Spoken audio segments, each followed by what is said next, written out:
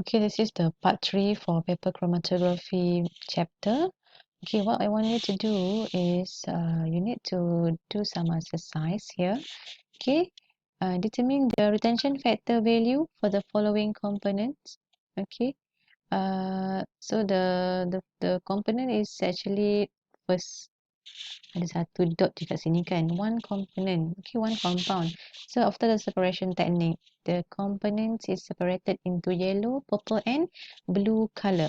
So what you need to do is you need to calculate the retention factor, okay, of yellow, purple and blue. So this one is 2 cm, 6 cm, 8 cm and 10 cm. So 10 cm is the solvent front, um, and the others is the distance traveled by the solute, right? So I want you to calculate the retention factor. So after you get the value, you can notice that what is which of the compound, which of the component has high retention factor and which one has the lowest retention factor value. Okay, if the component have high retention factor means that the particle or compound move faster, right? So the lowest one has the lowest value. Okay, that's all.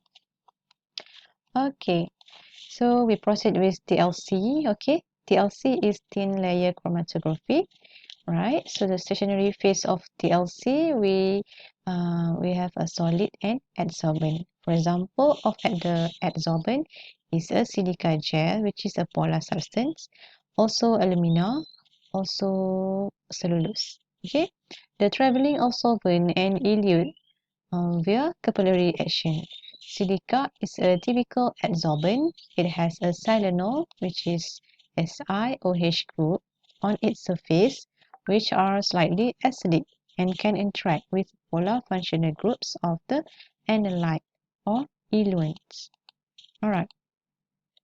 So in TLC, dia tak pakai paper tau. Dia pakai um, silika yang dicelup. Okay. Macam plate. Dia adalah plate tapi dia celup dengan silika. Okay. In general, an eluent with a polarity comparable to that of the most polar analyte in the mixture is chosen. Right? What is eluent? Okay, eluent is the composed of the solvent and also the compound you want to separate. Right. This alcohol would be selected if the analytes contain hydroxyl group. Okay, contohnya kalau compound you want to separate um, has a hydroxyl group, functional group. Okay, if the analyte you want to separate have a functional group hydroxyl, so you need to choose the mobile phase is the alcohol, right? So acetone or ester would be selected for analyte containing carbonyl group. And hydrocarbons such as hexane, heptane and toluene for analyte that are predominantly non-polar. Okay, kalau compound yang awak nak separate tu non-polar, okay, awak kena pilih hydrocarbon macam hexane, heptane, toluene. Okay. So mixture of solvent are commonly used in the context of gradient elution. Okay, this is the illustration of the thin layer chromatography. Alright, so the method is the same, but it uses a plate which is covered with a silica. Okay, the mechanism, you can see this is the mechanism of TLC. Solvent molecules rise up plate by capillary action, and the spot of sample to be chromatographed is solute. And this one is the silica gel, which is as a stationary phase. Okay, silica gel tu maknanya yang kita salut dengan silica tadi. Okay, plate is placed into a shallow pool of development solvent. The solvent moves up plate by capillary action and move over sample. To start, place bottom of spot plate into development solvent, and it was allowed to travel up plate. Okay, sama je method dia macam paper chromatography. So the less polar component has traveled further and more polar component has traveled less far. Okay, sama je mekanisme dia. Maknanya yang separated first ni adalah yang paling less polar ataupun non polar. Okay, yang lambat separate ni dia adalah polar. Okay, sebab dia attract dengan mobile phase. Dia suka spend masa lama dalam mobile phase. Right. We look at the plate preparation. A TLC plate are made by mixing the adsorbent, which is the silica tadi kan, plus small amount of inert binder, which is calcium sulfate, and also the water. This mixture is spread as a thick slurry on an unreactive carrier sheet, usually glass, okay, thick aluminium foil or plastic. Okay, we will look at the picture next. Okay, the resultant plate is dried and activated by heating in an oven for 30 minutes at 110 degrees C. And a small spot of sample is applied to a plate about 1 cm from the base. Okay, sama je method macam paper. And the plate is then dipped into a suitable solvent in a sealed container. And the solvent, which is a mobile phase, move up the plate by capillary action and meets the sample mixture, which is dissolved and is carried up the plate by the solvent. Okay, we look at the diagram of the preparation, right? So this is the adsorbent and also the slurry. Okay, we prepare and then we pour the solvent together with the slurry. Okay, the slurry on the top of the glass substrate, right? And then